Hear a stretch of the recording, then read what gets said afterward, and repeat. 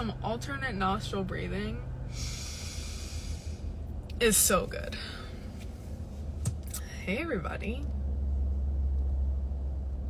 It's Friday night. It's Friday night and we are here for some health education because let's combat the cravings of smoking weed and binging YouTube and Netflix and maybe drinking if people are still drinking. I don't know who's still drinking, but a lot of people for sure are still smoking weed. So we're just gonna combat that energy today, and we're gonna come live on a Friday night with some health education. So I have structured, I'm gonna make a YouTube video on it, but I decided to pitch it here live. This concept of 11 levels of detox.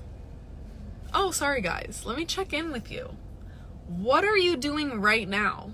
What are you doing right now while you're about to watch this live? Are you about to put me up while you're doing dishes? Am I here while you're on a walk? What are you doing? What are the energies happening with everybody watching? What is the best herbs for kidney stones? Great question, Tony. Great question, Tony. Well, there's never 1 or 2 or 3 herbs that are going to clear your kidney stones. Some things that support the kidneys overall are dandelion root, nettle, chaparral, chanca piedra. Those are chanca piedra for kidney stones. However, in general, you have stones in the kidneys because there's waste accumulation that the kidneys have not been able to remove from your body, as the kidneys are a major elimination pathway, right? Chilling in the bedroom with my ears wide open. I like that. We're learning tonight. Lentils and collards, nostril breathing. I like that. I need some of that. It's my first time here, so I've got you on the charger while I chill. Wow, first time. I used to go live quite often. Now it is very rare, truly. But that's okay. It's exciting when I go live. I like the energy when I go live. I am sitting. I will show you what I'm looking at while I'm going live. Ta-da! This is bird poop on my windshield. But look at this beautiful view while I'm going live today. Incredible. Absolutely incredible. Welcome to those of you who this is your first time. My name's Tori.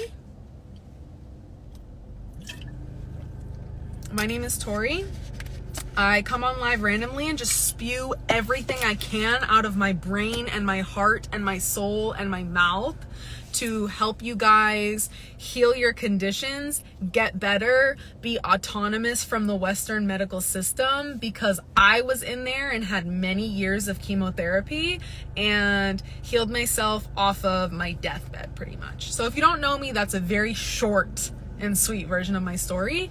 It might sound a little dramatic, but the amount of times that I say it over and over at this point, it's like not quite dramatic. It's like dramatic in my body, but like I can vocalize it without it. It's my journey, it's my story. You feel me? Okay. So I have structured this concept of the 11 levels of detox, and I have my notes here on my phone with what these 11 levels of detox are. And like I said, I'm going to be making this into a YouTube video, but I decided to just preview it as an entire topic of today's live because it literally, I cannot explain to you guys enough.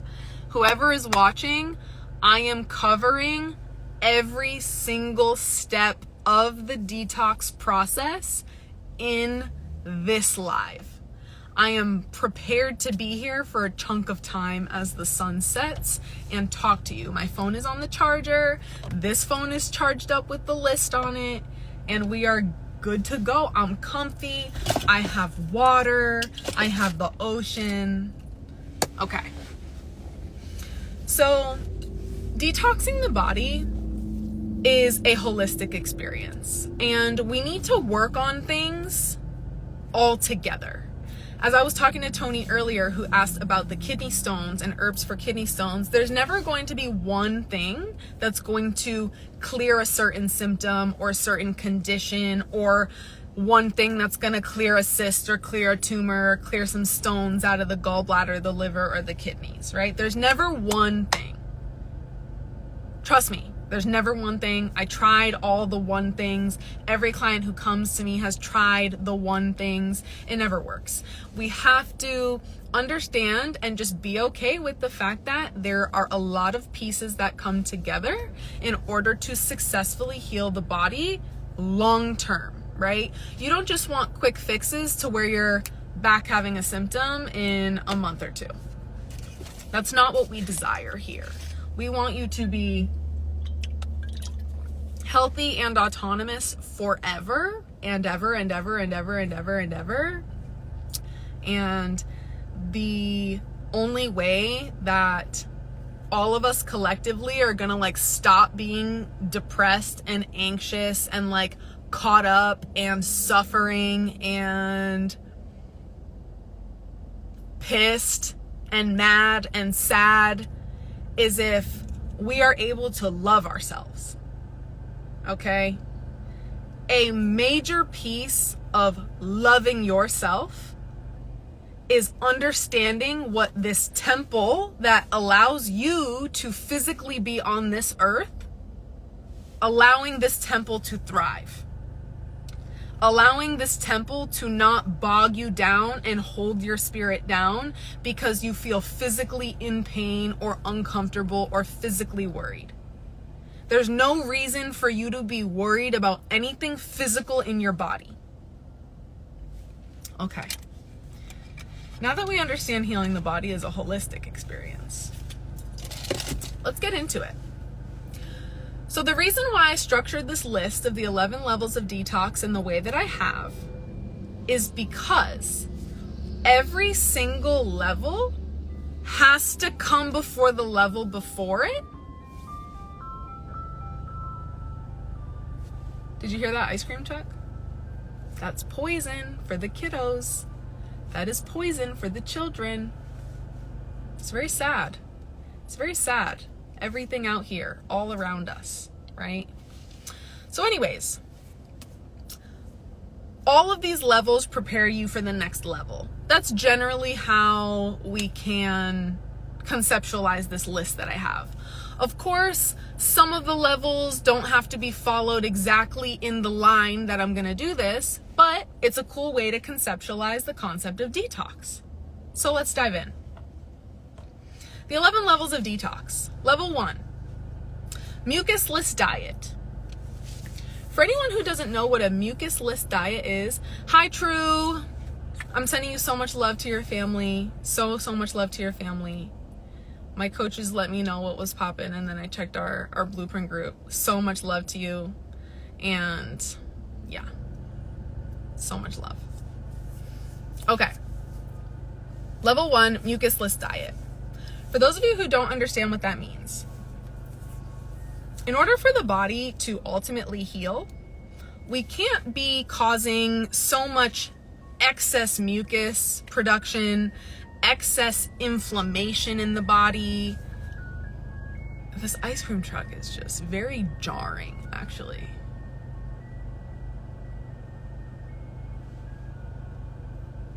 Okay.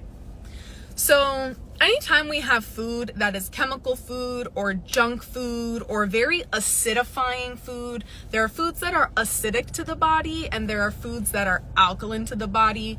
Now, a lot of words, they all mean the same thing, okay? The word inflammatory means the same thing as mucus forming, means the same thing as acidic, means the same thing as acidifying. All of these words are the same thing, okay? So when we're consuming a diet that has chemical foods, junk foods, acidifying foods, these cause the body to get inflamed, and whenever the body has a level of inflammation, it has to respond to try to soothe that inflammation. in order to soothe that inflammation, the body creates mucus. Mucus is, you spit up mucus. It's a nice soothing liquid. It's very thick. It tries to attempt at soothing the inflammation in your body. It starts to coat and layer on top of the tissues, on top of the cells, to act as some sort of buffer to the inflammation and the acidifying foods that you are causing, or the acidic environment that you are causing. Okay? Put a 1 in the chat if you guys are with me on mucus-less foods. Do you understand what it means? Put a 1 in the chat if you're understanding what that means. Now, mucus-forming foods and mucus-less diet. These are interchangeable words, okay? So you can be eating a diet full of mucus-forming foods. In order to heal, you need to eat a mucus-less diet, okay? Perfect. Yay! Love that we're all. Also, you guys, I always make sure to check my tone and check my intonation. If it ever sounds like I'm explaining things in a way that I try to explain things in the most simple way, straightforward way, and I repeat a lot of things so it starts to stick in the brain with some repetition. I've just learned how to communicate over live like this quite effectively. So I'm glad everyone's with me. If I'm ever talking in a way that you just hate, then I'm sorry, but this is a good way for me to talk and process, and for people to learn is the repetition and kind of the slow, straightforward talking. Okay. So mucus forming foods in the body, all right? Mucus forming foods include anything that is chemical, all right? Anything that is chemical is in a box or a bag. Now, there are some exceptions, the really, really natural brands, the really, really good brands that have great ethics and great integrity, and they still understand how to make food in a box, but it all be pure, natural. You look at the ingredient label and you understand what every single thing there is, because it's almond flour, vanilla, cinnamon powder, right? Okay, you know what I'm trying to get at? So chemical foods are things like Cheetos and Cheez-Its and Coca-Cola and cookies and cakes and crackers and pasta and ramen and Kraft mac and cheese and Chipotle and Big Macs and things with preservatives, okay? And things with fortified synthetic vitamins. A lot of cereals have fake vitamins in them that are synthetic vitamins that the body does not desire to process because it's a synthetic. It's not a vitamin from a whole food. So chemical foods. I hope that comes across. Chemical foods is a mucus-forming food. Foods with a lot of sugar like that, fake sugar, that's a mucus-forming food. All of these cause inflammation in the body. Okay, these are all processed foods. Another mucus-forming food is dairy. Dairy is a mucus-forming food, okay? Most dairy out here is pasteurized dairy. Most dairy out here is from animals that are exploited and that are fed antibiotics. Dairy, a lot of people have immediate bloating with dairy, immediate gas with dairy, or they notice they start to hack up some phlegm with dairy. That means it is causing a response in your body that is inflammatory. An inflammatory response in the body causes the body to produce excess mucus, which starts to build and build and build. Now, the problem with all of this mucus response in the body, all this inflammatory response in the body with the body producing a lot of this extra mucus, I said it earlier, but it starts to layer on top of the tissues. It starts to layer on top of the cells.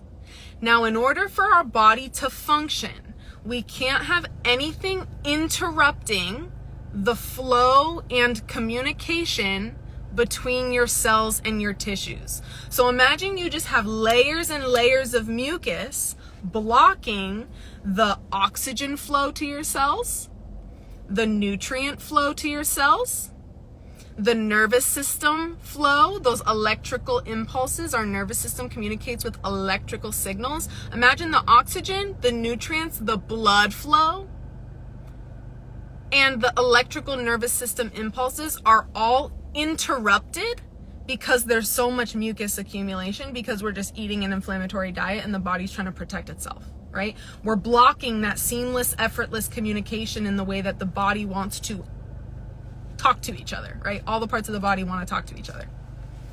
That's why eating a mucus forming diet is not supportive to optimal function. Okay. And that's why when you continue to eat a mucus forming diet, your optimal function shuts down. Okay. I think I'm doing a good job explaining this right now. Y'all seem to be with it. I love it. So let's continue with what the mucus forming foods are. We talked all about processed foods. Next is dairy. Next is alcohol. That one is a given. Coffee, very acidifying to the body. Coffee is meant to be ceremonial. Coffee has never been consumed in excess like most people consume. Okay? Coffee is indeed acidifying to the body, and most people abuse coffee. Coffee every single morning, first thing on an empty stomach, is the way that most people drink coffee. And this is why it is acidifying to the body, okay? So, if you have coffee few and far between, and you have an amazing lemon water in the morning, or some tea, or some fruit, or some green smoothie in the morning before you have your coffee, that's a different story. You're creating a buffer for your coffee. But most people don't consume coffee that way, and most people that I talk to don't consume coffee that way. So, coffee is a mucus-forming food. We have most grains. Most grains. Can you suggest an alternative for coffee? Yes, cacao. Cacao is great. Cacao has a bitter flavor. You can get some cacao from Iris Herbals. And then dandelion tea supposedly has a nice bitter flavor. There are two companies that make great coffee alternatives that a lot of my clients have used. The number one that they prefer, based out of Colorado, is called We Are Rasa. This is a tea that tastes like coffee and feels like coffee. It's a coffee alternative, an herbal coffee. Okay, so We Are Rasa is the first brand, and Tea Chino is the second brand. Most of my clients have tried both, and the consensus leans more towards We Are Rasa, but both people are okay with. All right, where was I?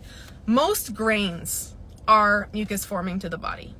White rice, brown rice, bread, pasta.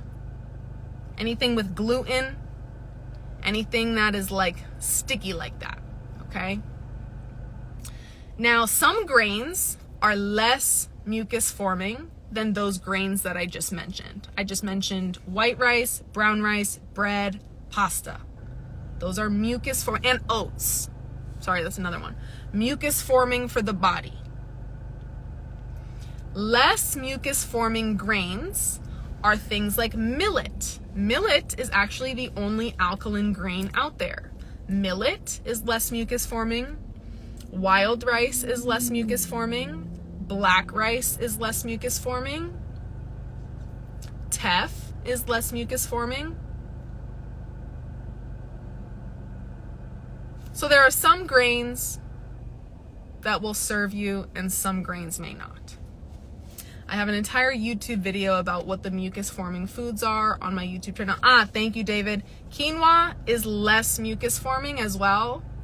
I'd consider, like, if I were to say like super mucus forming is like the white rice, the brown rice, the bread, and the pasta. If that's super mucus forming grains, and over here is like the wild rice, the teff, the millet, that's like super not mucus forming grains, I'd put quinoa in the middle.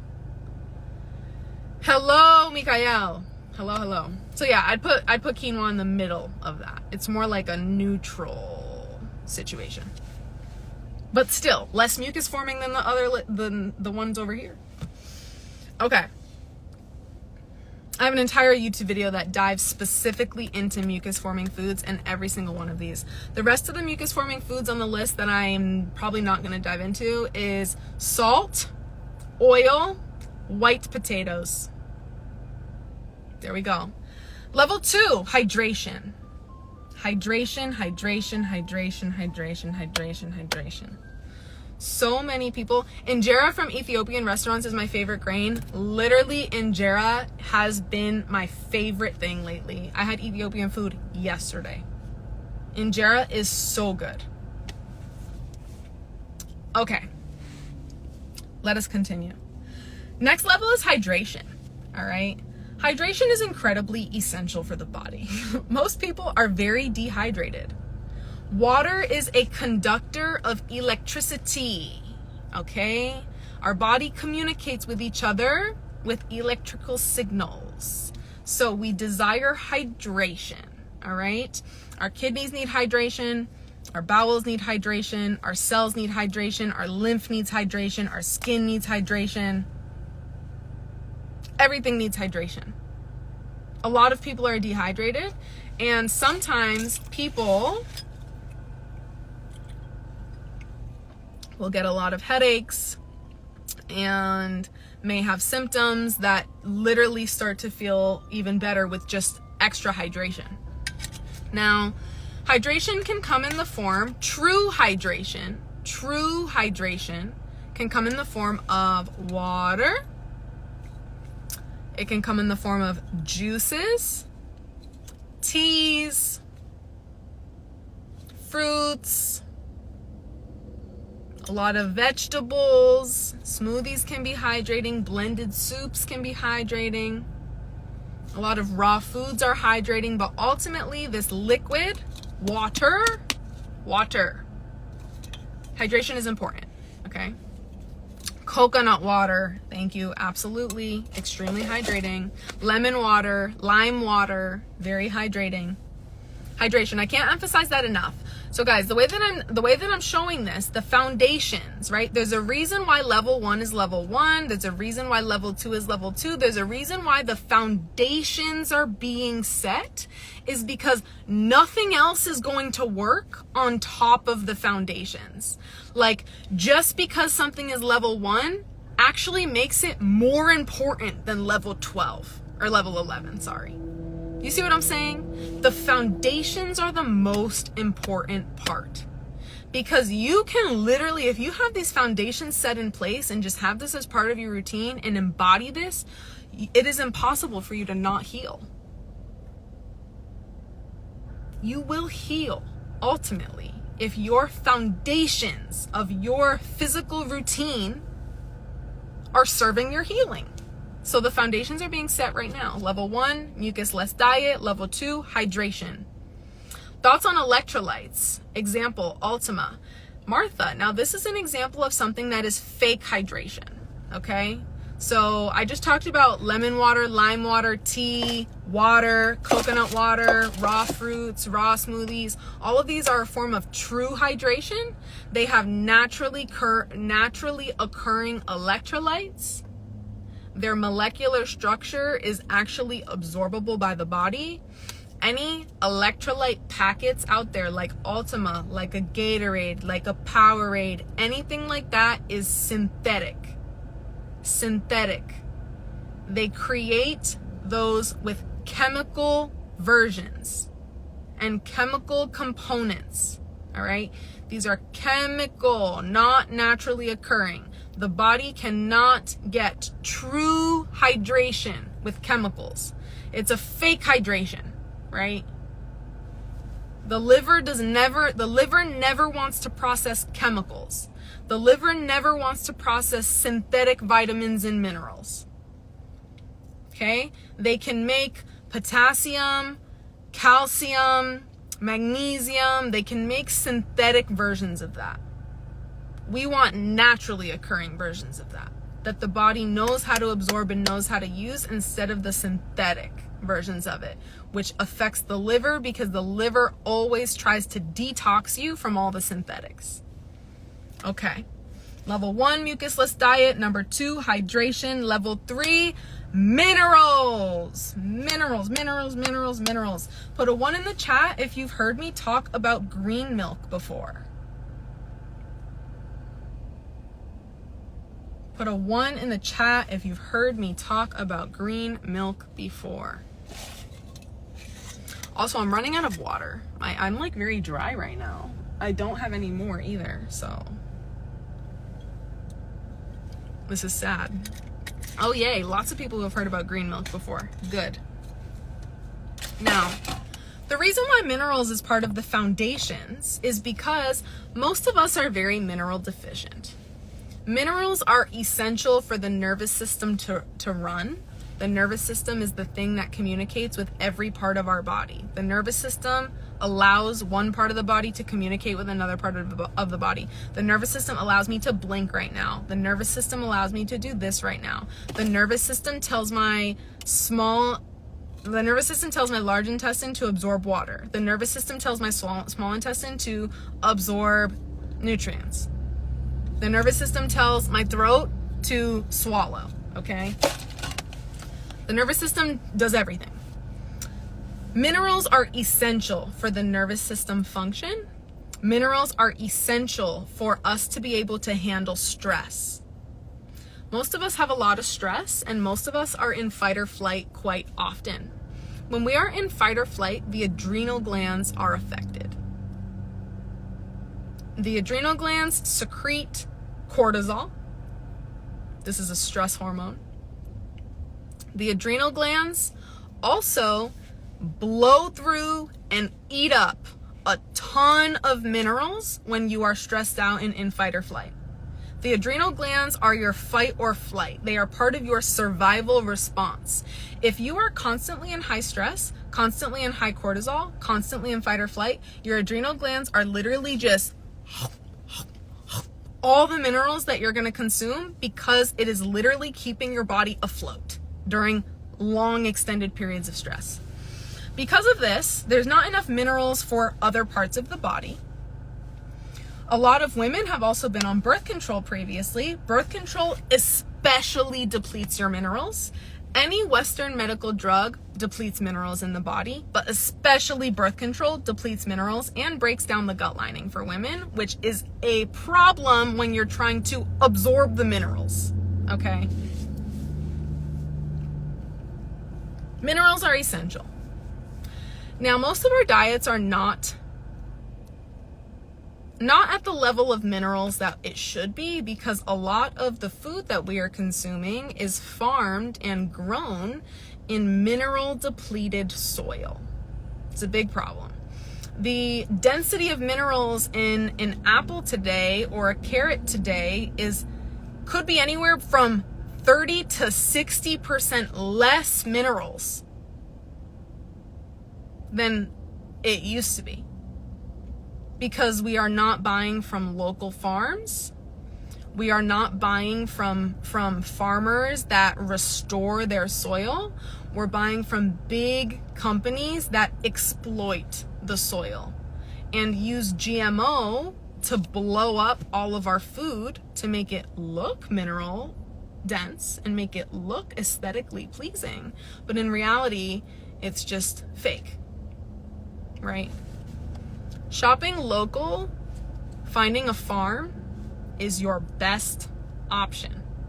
Now, in order to restore mineral depletion fairly quickly, things like spirulina, wheatgrass, other sea vegetables like kelp, dulse, nori, other green powders like barley grass, all of these things can help restore depletion faster and help you get a flooding of minerals to the body while you still may not be eating a diet that is as dense in minerals, okay? Leafy greens are essential for minerals. A lot of people miss out on leafy greens being an important part of their diet. A lot of people for some reason only focus on, either they go way too hard and only focus on fruits, or they're only focusing on like meat and potatoes and rice and stuff, right? Yep, moringa too, totally. anything like that. Nettle, super high in minerals, totally. Red raspberry leaf is an herb that's super high in minerals. Alfalfa is an herb that's super high in minerals. Oat straw, horsetail, these are the herbs that are highest and most dense in minerals and known for replenishing the body. Iris Herbals has a formula called the Adult Multi, which has every single potent herb highest in minerals. Sea moss too. Thank you, my friend. Sea moss is a sea vegetable. Yes. Iris Herbals has an adult multivitamin specifically formulated with the highest mineral things out there in order to replenish depletion. I'm not sure how soursop compares across all the things that I'm talking about. I'm like listing all the things out that I know are like the highest, right? Recently heard of soursop leaves. Now I'm curious. Interesting. I don't know how it compares. That's all. Of course, make some soursop tea, have some soursop stuff. But in terms of like comparison with how dense, I'm listing off the things that I know are the most dense, right? Of course, everything has minerals, right? Everything has minerals to some capacity. I'm talking about the ones that are the most like, we're gonna replenish, right? Yeah, of course, milk thistle has minerals, but like I'm saying, in comparison, these things aren't known for their high potency, density, restorative for depletion. You know what I'm saying? Right, yeah. It's just the comparison. All of these things are helpful. All of them are helpful. However, I'm giving you almost the best bang for your buck of where you want to focus in order to have this constant flow of minerals in the body. So we have spirulina, wheatgrass, barley, seed milks. If you're making seed milks with a hemp seed, a pumpkin seed, a sesame seed, a sunflower seed, a milk out of that, so high in minerals. We have herbs like red raspberry, alfalfa, horsetail, oat straw, all of these things. Minerals. These are the things that are known as like high sea moss, another one, kelp, nori, any sea vegetable. These are like the most dense. Okay, cool. Level 3. We're only at level 3, but it's okay. I've only been here for like 30 minutes, I think. That's all right.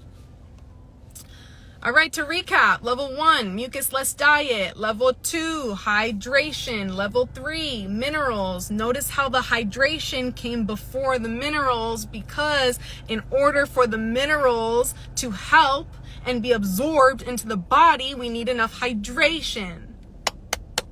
We love that. They are one and the same. Hydration and minerals all affect each other always, right? It's a dance between the two. Like, absolutely.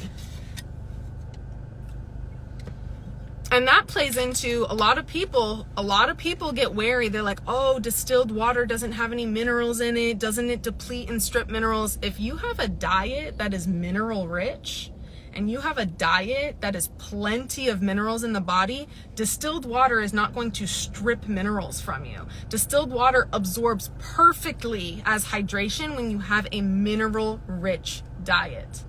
Okay? It's important to know. I have never seen anybody be depleted or stripped of minerals using distilled water while they are actually consuming a legit mineral dense diet.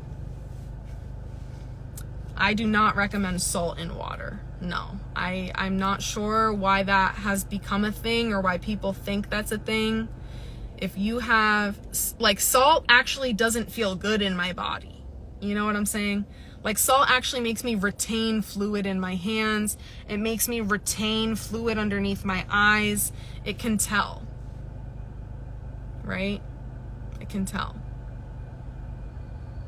I don't necessarily consider distilled water dead. Like, I don't really consider it like that. I consider spring water, like distilled versus spring water. If we're going to talk about that argument, spring water is hard to access sometimes. You know what I mean? It's like we're either paying for Mountain Valley spring water. I would not buy spring water in plastic bottles, personally. I don't like the thought of that. And if you're going to a spring out here, I have a client of mine who knows a lot about the environmental testing of the springs out here. And like, you need to make sure a spring that you're going to is like kind of legit. You know what I'm saying? Like, so distilled water removes any impurities from any water source. It gives you pure H2O. And when you have a mucus, mineral and mucus are these two words that are just in my brain now. If you have a mineral dense diet, your distilled water is purified and provides hydration, and you will absorb it if your diet is mineral rich. Okay. And you can reliven distilled water with a squeeze of lemon, right? Mountain Valley 5-gallon glass jug is $30. You guys got to get on it. Okay, so $6 a gallon of water, like, I guess. Cool. What are your thoughts on water filters? I use a distiller. I use a distiller for my drinking water. There's a shower filter as well for the shower water.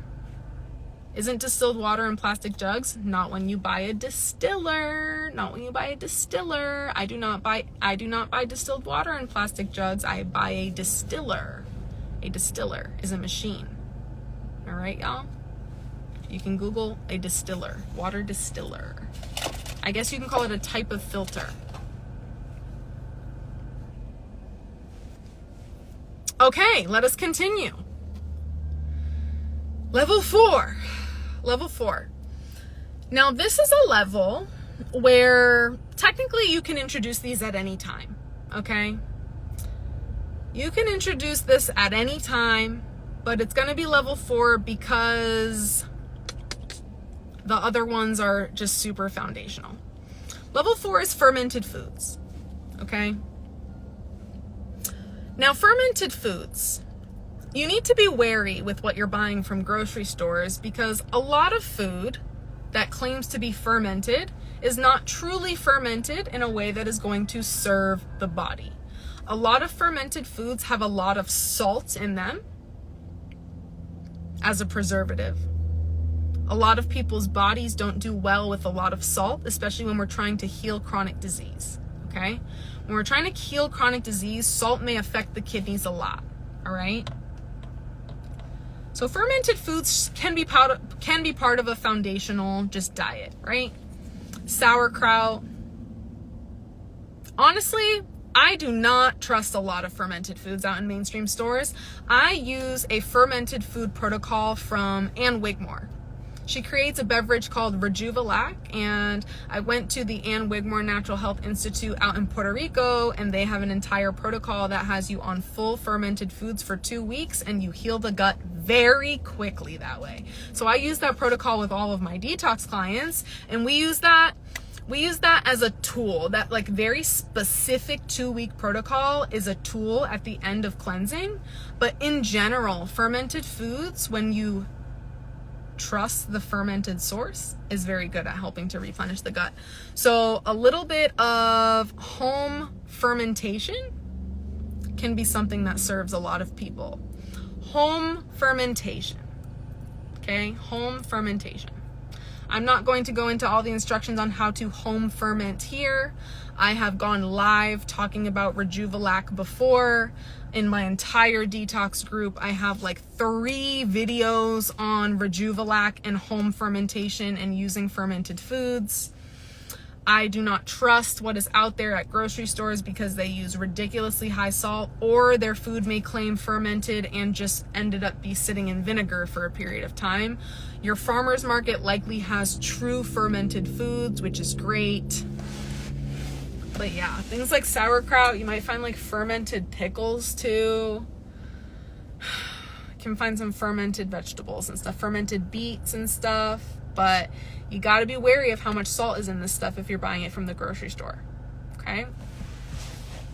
Okay. Let us keep going. Level 5. Okay, so we talked all about food. That was like really a lot about food and hydration. Okay? Food and hydration. Also, I have a side note. I talked about the 11 levels of detox, and I started with level 1, level 2, level 3, level 4. We're talking all about the physical body. I want to emphasize the pre-levels. The pre-levels that are going to actually be a true foundation for ultimately healing the body is like breathing well enough and understanding how to let your mind rest. Okay, whether it be meditation, whether it be walking, whether it be just like staring at a wall or staring at the ocean right here, whether it be just like sitting and taking some deep breaths randomly, anything like that is going to create the ultimate foundation for healing. I would say those two things are like prerequisites to even the levels that I'm getting into. However, I talk a lot about food and herbs and how to support the body physically because my body required that. Level 5 is not breathing, no. Level 5, actually, well, technically level 5 is, breathing is in level 5. So level 5 is elimination support. Level 5 is elimination support. The reason why I brought up breathing and meditation is because those are like prerequisites to the 11 levels of detox, okay? Prerequisites. If you get your breathing down and the ability to like let your mind rest, you have done exponential good for your body, always. Level 5, elimination support. Now, the reason why breathing actually is related to the elimination support is because the lungs are a major elimination pathway. The lungs being a major elimination pathway, we like take in and expel 70% of toxins via our lungs, okay? So if we can breathe deeply and support the elimination of the toxins that we are taking in, then we are just going to support the body's natural detoxification process. Breathing is supportive to the lungs, which are a major elimination organ. So there are major elimination pathways in the body. These pathways are channels where waste actually leaves the body. These are 4 channels where waste actually leaves the body: the lungs, the kidneys, the skin, and your bowels, your intestines, okay? So the things that come out of your body are your sweat, the skin, your breath, the lungs, your bowel movements from your bowels, and your urine from your kidneys. These are the 4 channels where waste will actually exit the body. However, there are 2 other systems of the body that support elimination so much. It is the lymphatic system and it is the liver. So we have the main elimination channels, which remove the waste, and then we have supporting elimination systems. Now, the lymphatic system is supporting because it doesn't actually like leave the body directly.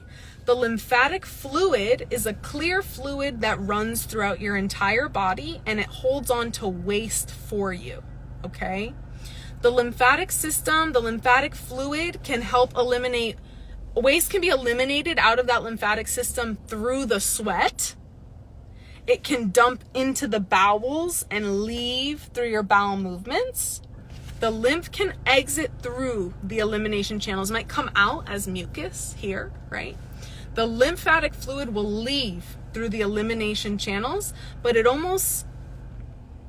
it's not an actual channel outwards. It's almost like a sewer system or like a garbage can, right? It holds the waste until it leaves the body.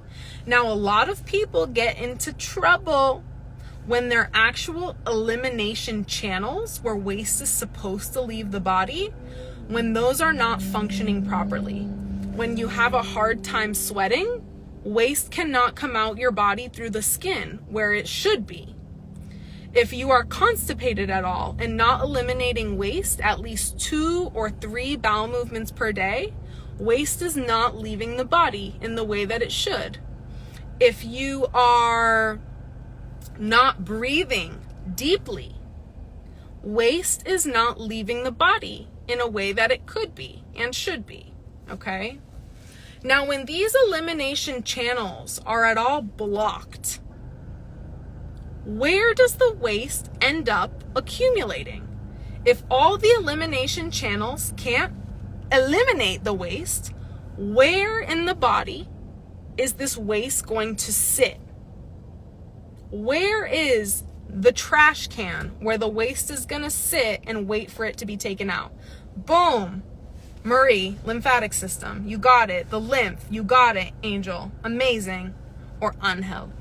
Either one. Exactly. Waste is going to accumulate in the lymphatic system, and it's going to accumulate and accumulate and accumulate and accumulate. And what happens when waste keeps accumulating in the lymphatic system? We start to get systemic inflammation. We start to get skin conditions like eczema, psoriasis, acne. We start to get swollen lymph nodes. We start to get cysts, whether it be cysts near your groin, cysts in your armpits, cysts in your breasts, cysts in your ovaries like PCOS, cysts or thyroid nodules. It can manifest as tumors. All of these things are the result of an accumulation of waste in the body. Now, as waste starts to accumulate in the body, the pH of our body becomes more and more acidic. Remember I talked in the beginning when I was talking about mucus-forming foods, we have acidifying foods and we have alkaline foods. When the body starts to get more and more acidic, this is a cause for disease. This is a cause. Parasites love to thrive in acidic environments. Fungus will thrive in acidic environments. Bad bacteria will thrive in acidic environments. Tumors are formed. Cysts are formed. Skin conditions are formed. Symptoms are formed. High cholesterol is a result of this, right? All of these things are a result of an acidic state of the body, and the body becomes more acidic as waste accumulates over and over and over. So if we don't have our elimination channels supported and flowing, the waste will stay in the body and start to perpetuate disease in this way. This is why elimination support is one of these beginning levels of detoxification.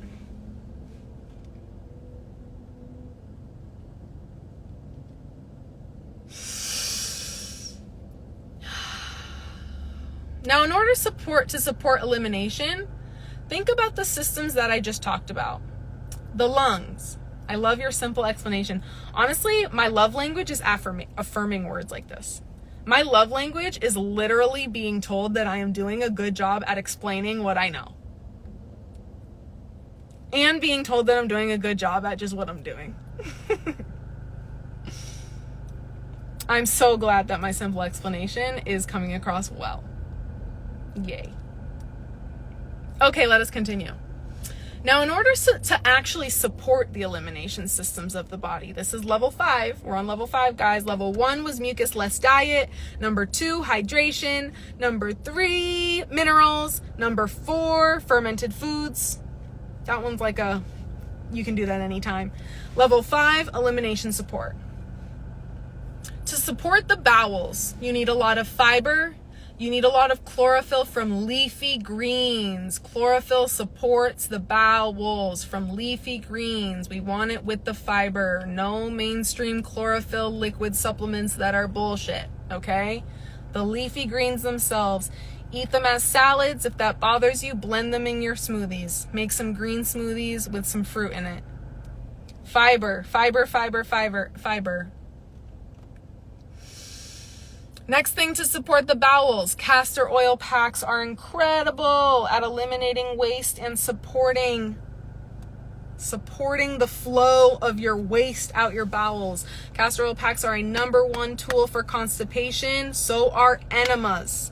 Enemas are also a great tool for constipation. A lot of people are hesitant to do enemas. If you're hesitant to do enemas, do a castor oil pack. If you have any reproductive symptoms like PCOS, fibroids, endometriosis, if you have any sort of prostate stuff happening, if you have any sort of constipation, erectile dysfunction, anything related to this lower abdominal part of the body, if you have any prolapses, anything part of the lower abdominal part of the body, castor oil packs are going to be so good at restoring your tissues. You can get castor oil packs on Iris Herbals. We have the best castor oil packs for you there.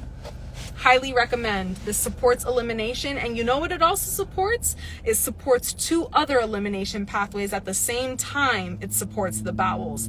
It also supports the lymph, especially the lymph that may be stuck or accumulating in this area of the body, and it supports the liver.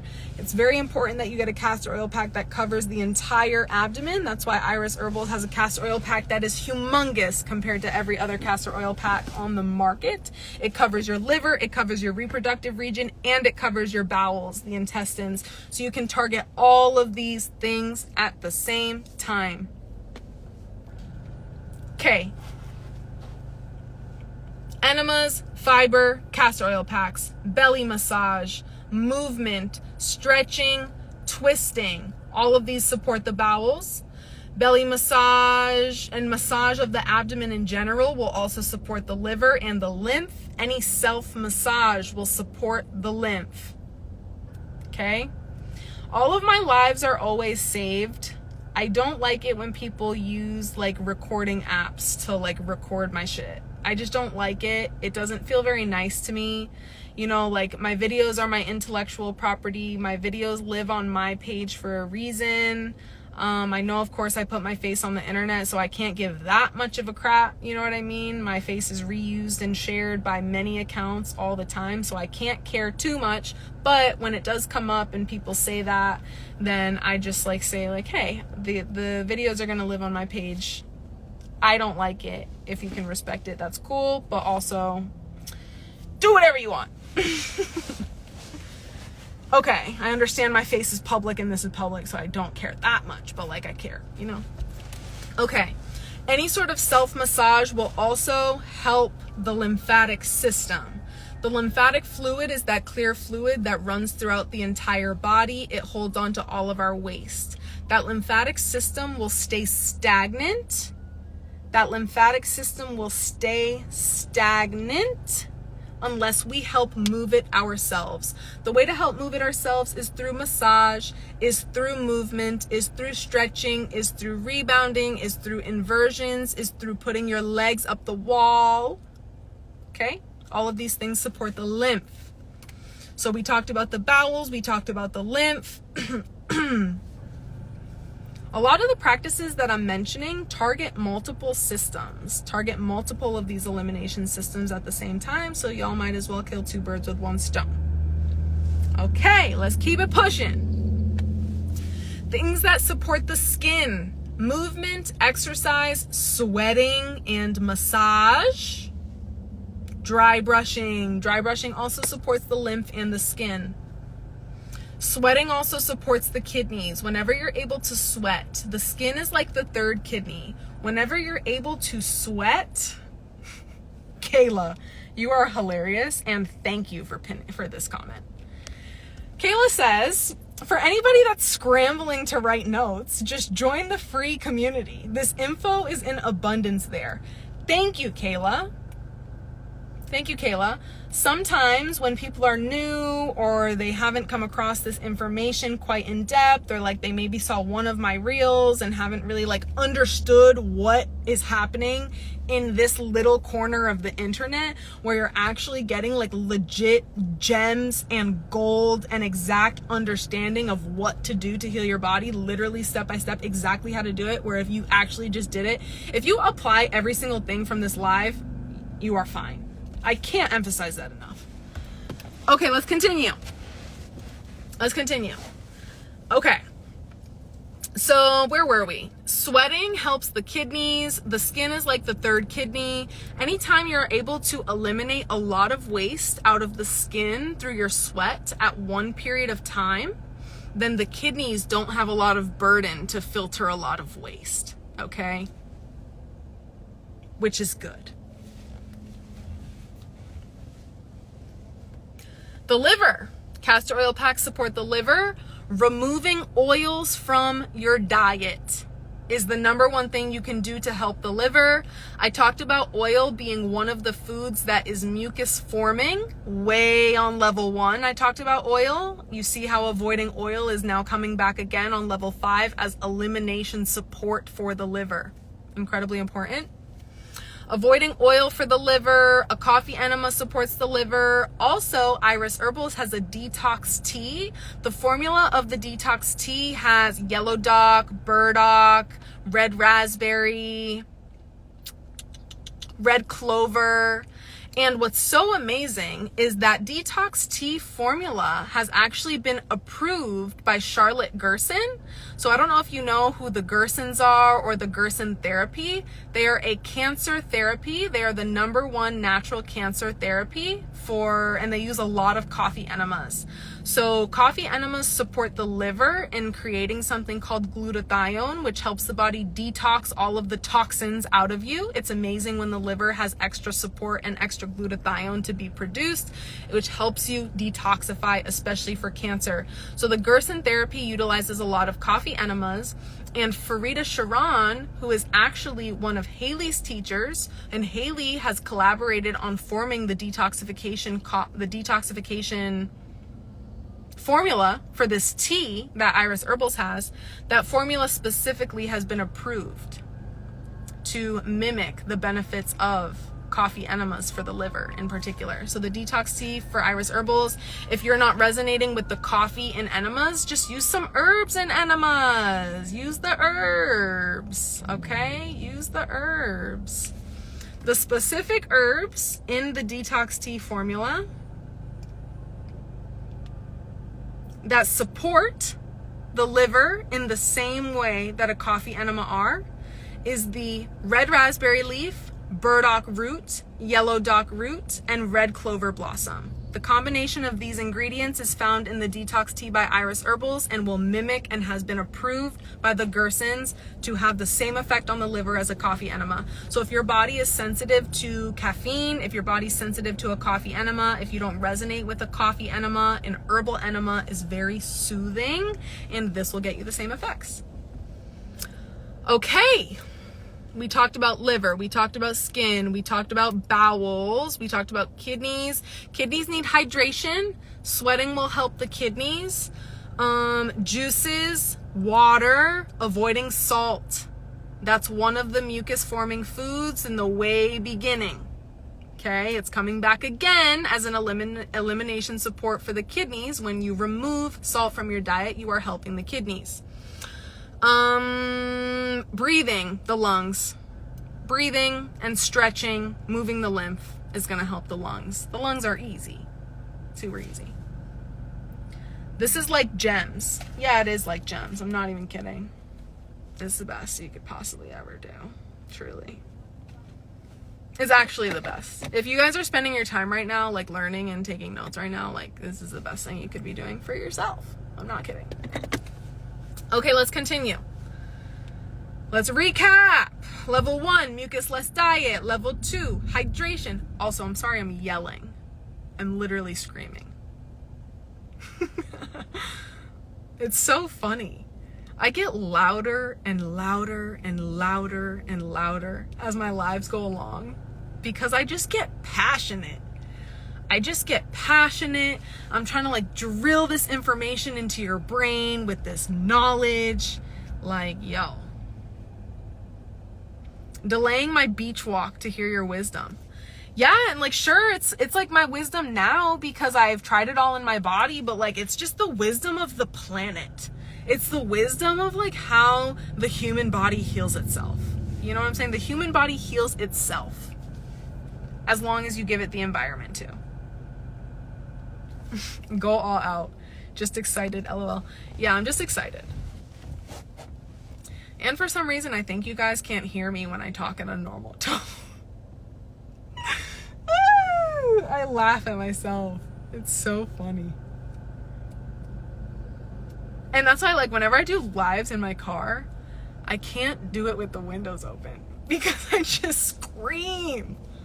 I'm just yelling. Okay. Can you guys hear me if I talk at a normal volume? All right. We were at level 5, elimination support. Honestly, I enjoy it, LOL. You know, that's good. I'm so glad it resonates. I'm so glad the energy resonates. All right, let's continue. Level 6. Level 6. Oh my God. I haven't talked about parasites yet. It's coming up on level 7. Guys, I'm not even halfway through. Oh my God. Okay, so I've been going for an hour. I'm going for an hour. We're like halfway through. Can you guys put a 1 in the chat? Put a 1 in the chat if you want me to just finish out the entire rest of it. I'll be here for another hour. That's okay. I'm prepared for that. Or if we prefer the second half at another time. Like, I only want to stay if people are here with me in the energy learning. So put a 1 if you want it now. Put a 2 if you want to tap in later. I'm trying to decide what the best course of action here is. Okay. People will stay. It looks like we will stay. I love the vibes. Okay. So in order for me to continue in a more grounded state, and in order for you all to continue in a grounded state, we want to integrate what we have learned so far, okay?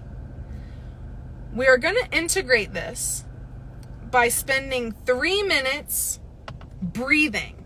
Remember how I told you guys how breathing is one of the prerequisites and how breathing is incredibly important for elimination support through the lungs. I have a lot of resistance to just pausing and taking the time to breathe often. And that's exactly why we're going to do it. So if you guys are taking notes, if you are doing something, we did not hit level 6 yet. Nope. So far, we are 1 through 5. Level 6 is coming up for herbal cleansing and strengthening. So now we're going to get into all herbs. Herbs are the next level. And then level 7 is parasite cleansing. So that's what you'll see coming up next. Breathing with other people is awesome. Let's breathe together. I love it. So we're going to spend 3 minutes just grounding down. Okay. And I'm gonna play like a situation in the car as well. I have some tunes that are royalty free, so Instagram won't kick me off.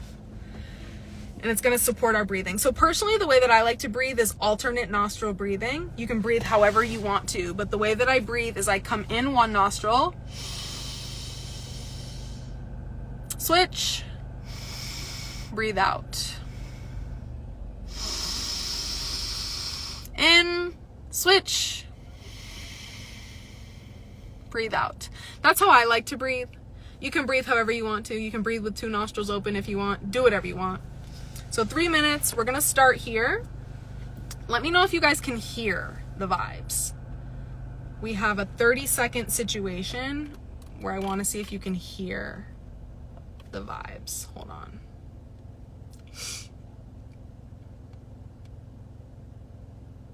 Okay.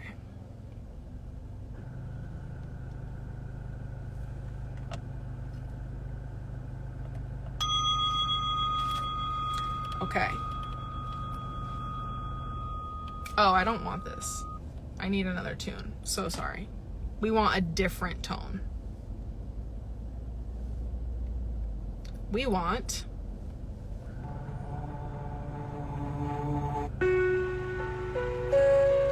I like this one. Can you guys hear this? Can you hear this? Is it at a good volume?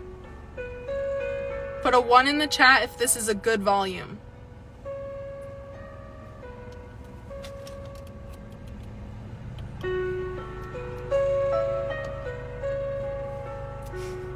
Yes. Okay. We're gonna breathe, y'all. We are gonna breathe. All right.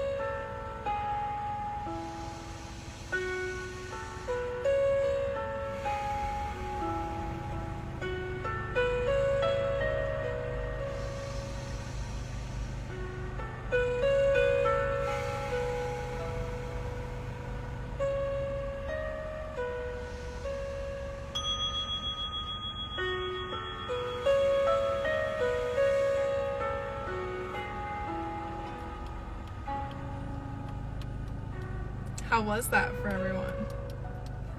We only had like 4 people drop out from the live. Can you guys give me maybe a couple words of how that felt for you in reflection? I saw someone say, this is a new for me, new habit. A first for me, they said, new habit. For me, that felt necessary. That felt rejuvenating. That felt inspiring. And I actually tricked you guys. That was 3 minutes and 30 seconds. made me anxious. Sit with that emotion for sure, right? Controlling the breath, like taking very controlled feelings of the breath. I'll use it when I need it. Honestly, it could be one of the most potent forms of medicine for you, truly. Made me want to cry.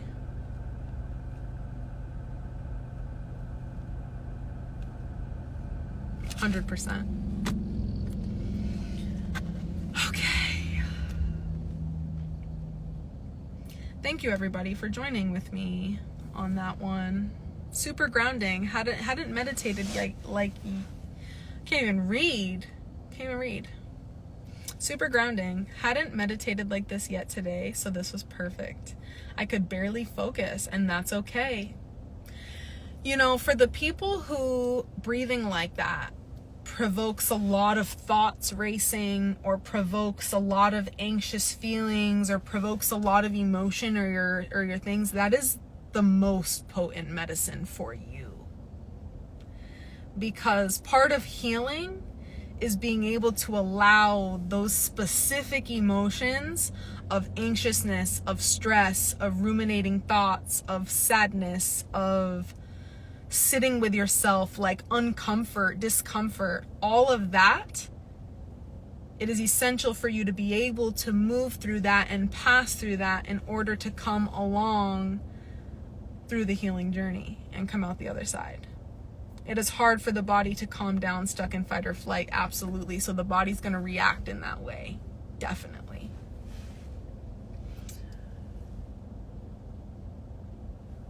Oh, all right, let's keep going. We're at level 6, herbal cleansing and strengthening. You know what I also like about that is it brings my volume down. When I start yelling so much on live, it also releases a lot of my energy, because it's just a lot for my vocal cords to yell all the time. And I like forget that. So now my volume is at a normal volume again, and my energy feels more contained.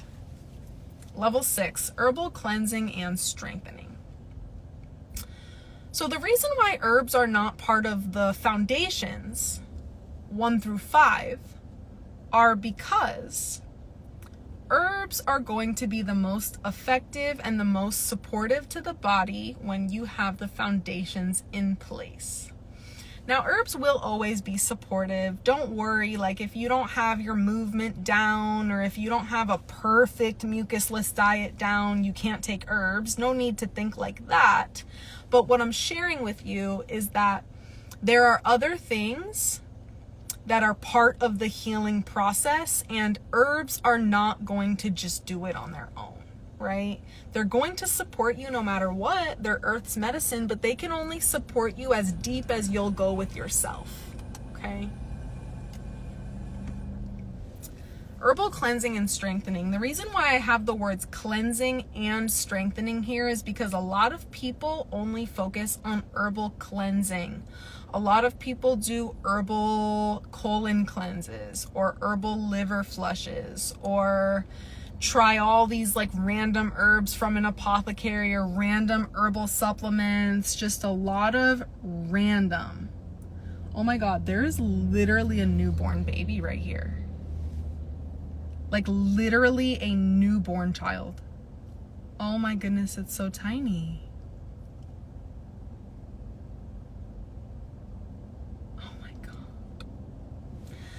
Okay, so a lot of people focus on herbal cleansing too much and forget about the strengthening component of the body, okay?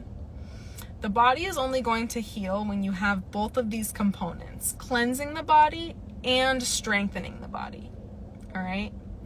So if we're only focused on herbs that are gonna cleanse and cleanse and cleanse and cleanse and cleanse, we're missing part of the equation.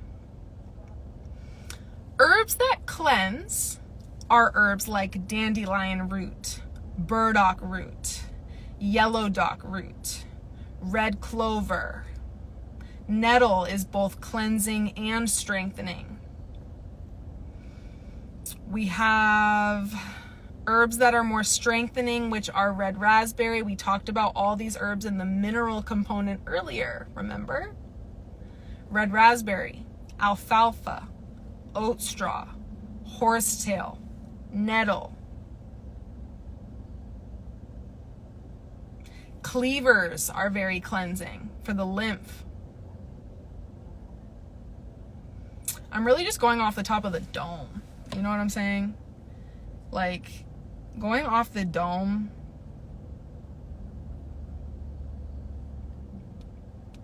Let me see what else I got as some top cleansing herbs. Now, Iris Herbals has their detox tea and the adult detox formula, which have very supportive herbs to detox the body. Ooh, we have things like uva ursi, juniper berries, very supportive for detox because they help the kidneys. Parsley leaf, very helpful for the kidneys as well. Anything that's supportive to the kidneys and the lymphatic system and the liver are extremely detoxifying and alkalizing to the body, okay? Iris Herbals, I'll show you Iris Herbals. This is Iris Herbals, okay? Iris, that part of your eye, Herbals, not Irish. I know it looks like Irish Herbals, but it's Iris Herbals. This is Iris Herbals website. We have detox tea and adult detox. These are two detoxifying blends for the body. The strengthening blend for the body is their adult multivitamin. We talked about the cleansing herbs. We talked about the strengthening herbs. If you are going to do a detoxification protocol, or a healing protocol, I should call it. It's not even just a detox protocol, it's a healing protocol, okay? So whenever you're gonna do that, and thank you so much for getting Iris Herbals spelled correctly. I appreciate you. You can find on Instagram at Iris Herbals. Now, when you are looking at a healing protocol, you want both herbs that are going to strengthen you and cleanse you, okay? That's important. So, if you're looking at a healing protocol, something like the Tres Meses by Iris Herbals has everything included for you. It has 3 months of your healing protocol with the cleansing herbs and the strengthening herbs, all for you, formulated together beautifully, synergistically. They all work together in the body. You're supporting every single system of the body, the 7 systems of the body, at the same time, okay? That's the whole wham bam, all-in-one cleansing, strengthening, 3-month protocol, boom. Now, the formulas for something like the detox tea or adult detox are specific to detoxing the body, and then you want to follow that up with strengthening herbs, like the adult multivitamin. Now, I told you guys all the specific herbs too. So if you're pulling herbs from your local apothecary, keep this in mind. There's cleansing and there's strengthening. You want both. So when you're going and pulling herbs, you know, wherever you're pulling herbs from, even if you're not using actual formulas, wherever you're pulling herbs from, you want to focus. Cleansing herbs, burdock root, yellow dock root, dandelion root, cleavers, red clover, juniper berries, uva ursi, parsley,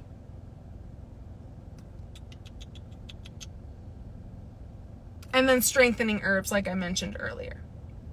Spirulina strengthening, wheatgrass is strengthening, red raspberry, alfalfa, oat straw, horsetail, nettle are some top ones. Okay. That's herbal cleansing and strengthening. We're at level 7, parasite cleansing. A lot of people love this one.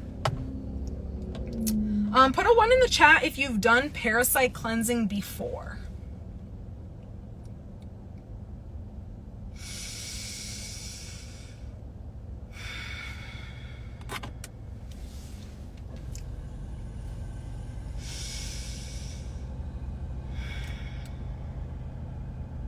Okay.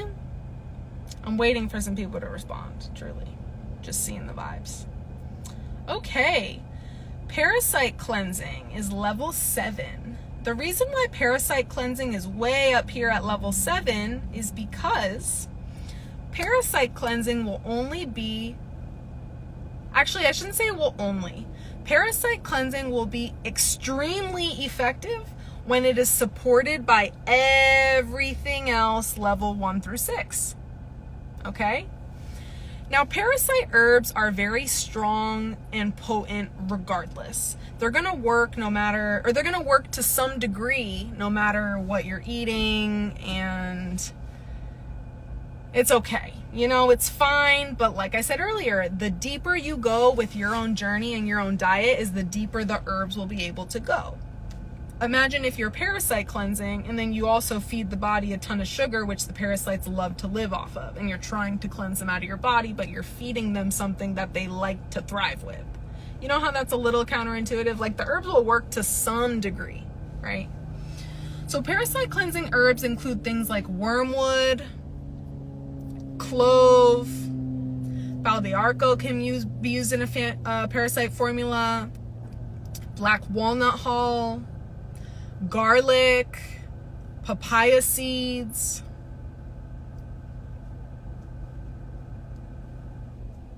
That's off the top of my head right there. Yeah, that's off the top of my head right there. So when we parasite cleanse, personally, I like to use an already formulated parasite formula. Personally, that's what I like. I use Alchemy Roots Parasite Formula plus Intestinal Blend. You can find them on Instagram at alchemy_roots. Their parasite cleanse 6-week parasite protocol comes with 2 bottles of parasite formula and 2 bottles of intestinal formula. Okay? Now, with parasite cleansing, like I said, the herbs are going to work to some degree no matter how you're really eating. However, I've noticed in a lot of people's bodies, if they are not supporting elimination at the same time, you may have an unpleasant experience parasite cleansing. Because what happens is with parasites, you can get a lot of die-off symptoms. Parasite herbs are potent. Parasite herbs are strong. Parasite herbs stir stuff up on in the body. As parasites die off, they release gases. You may feel bloated. Parasite herbs are working directly on the bowels. You may feel constipated if you're not supporting elimination. But what if you are supporting elimination? Then you have a beautiful, pleasant experience parasite cleansing. If you're doing castor oil packs while parasite cleansing, you are golden. If you do enemas while you are parasite cleansing, you are golden. If you're doing some movement and some lymphatic flow while you are parasite cleansing, you are golden, okay? You will notice that your body is not supporting elimination enough while you're parasite cleansing if you start to notice symptoms like gas, bloating, constipation, or any new symptoms popping up on the skin. If you notice like a lot of new acne, I don't agree that you need binders. I do not agree that you need binders. I have proven it time and time and time and time and time and time and time again that you do not need binders. So there's a lot of things out there on the internet that tell you things that aren't necessary when you go through the process correctly. When you are doing I've put the levels of detox in this order for a reason. When you are supporting elimination correctly, when you are consuming a mucus-less diet, when you are using herbal foundational support for all those systems, cleansing and strengthening of the body, and then you do parasite cleansing on top of that, I have proven time and time again you do not need binders. Over and over again. I have used binders. I have experimented with binders when I thought, I saw things on Instagram and I saw some things from other practitioners telling me, oh, you might need binders. The times where I needed binders have not done anything significantly different from all the other times I have not used binders, right? So, yep, you always hear binders grab heavy metals. Of course you hear that. Of course you hear that. But heavy metals also will leave the body when you are naturally supporting elimination. and they will naturally flow out of the body when you are supporting all the other systems foundationally with these herbs that are meant to support elimination and detoxification. So it's a matter of, I'm not saying they're bad. I'm not saying binders are bad, and I'm not saying binders do nothing. That's the important nuance that you have to understand, okay? I'm not saying binders are bad, and I'm not saying they don't work. I'm saying, how necessary are they really? When I teach people, I give them the necessary components to healing the body. The necessary components. I know and have proven that binders are not necessary for successful long-term parasite cleansing and heavy metal removal. I have proven that. I had chemotherapy for 2 years throughout my journey. That's what started all of this. I'm healing from the aftermath of chemotherapy. That is the most potent form of heavy metals and chemicals that you can get in your body, is chemotherapy straight to my bloodstream. I have only used binders for probably total in the last 4 years. I've used binders for a total of like 3 months. 3 months. And I've healed my body great. Successfully. Longevity. So it's not that they don't work. It's not that they're bad. It is, I have learned and have embodied experience that they are not necessary. Okay. Okay. Let us continue.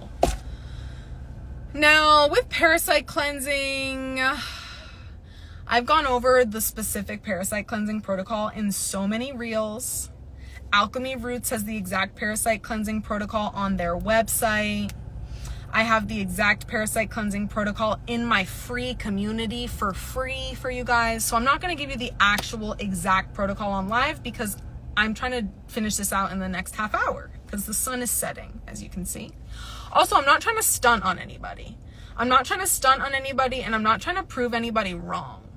Just because I say that I find binders are not necessary doesn't mean I'm proving anybody wrong. It's more like we don't need a lot of the things that we're told that we need when we actually focus on the important and foundational parts of the healing process. You know what I'm saying? Okay, cool. Let's continue. So in general, a parasite cleansing protocol should be around 5 to 6 weeks, right? You should cleanse in 2 rounds. You do round 1, you take a break. So what that means is round 1, you are on parasite herbs for anywhere between like 10 to 14 days, depending on which type of parasite cleanse you're doing. There are 2 different parasite formulas that I've used in my body and I like, actually 3 different ones. And sometimes the instructions will say 10 days for round 1, and sometimes the instructions will say 14 days for round 1. And then you take a 2 to 3 week break, come off all of the herbs, and then you go back on for round 2 again, anywhere between 10 to 14 days. So round 1, take a break, and then round 2. That's the general structure. Everything is laid out on all the resources like I just told you where to find it. Cool. Level 8. Level 8. This is where we start to get into some fasting. Some fasting. So level 8 here. Level 8 is blended fasting. Also, you guys might hear the rain because it's now raining. Holy wow, a long live. Yeah, this is a long live, Haley. I am literally putting people on game right now. Y'all are being put on game at the highest level. How do you feel about oregano oil? I love oregano oil. Amazing and antibacterial. Yes. The rain might be a vibe. I like it for myself. I might just be here in the middle of a thunderstorm going live, so hopefully you guys can still hear me with the rain. But that's okay. Level 8, blended fasting. Now you can use blended fasting at any point in the process. This is another one kind of like the fermented foods, okay? So you can use this really at any time. Now, blended fasting is when you are gonna do half a day, an entire day, a couple days, 2 to 3 days of all blended down foods. Okay? Now, blended fasting, blended foods include green smoothies, fruit smoothies, juices of all types, veggie juices, green juices, fruit juices, blended soups, blended up soups in the blender. You can do seed milks or nut milks. You can do seed cheeses or nut cheeses, anything that is blended down, okay? That is what you would consume for a period of time to complete a blended fast. Now, the reason why a blended fast is helpful to the body is because blended foods are easier to absorb and easier on digestion. So a lot of people spend a lot of their energy, their body's energy, digesting food. Everybody is eating a lot in one sitting, or they're not chewing enough, or they're having foods that aren't nice on the digestive system, and they are literally spending so much of their body's energy trying to digest. And when we can give the digestive system a break from focusing all that energy on there, the body has more healing energy to use on the other systems of the body. Okay? So a couple days of fully blended food is absolutely amazing. At the Ann Wigmore Health Institute, they do a couple days of fully blended food. They do energy soup, and they give watermelon juice, and you have Rejuvilac, right? That's pretty much the vibes. There's no salad, there's nothing else. So it allows the digestive system a break to have completely blended days of food. Next level. Level 9 is mono fruit fasting. Actually, I'm going to say mono fasting in general. Mono fasting. Now, mono fasting is fruit fasting or juice fasting. I'm going to say those two things for the sake of this video, just to put it in the category. Mono fasting is when you're consuming all fruit or all juices for a period of time. Okay?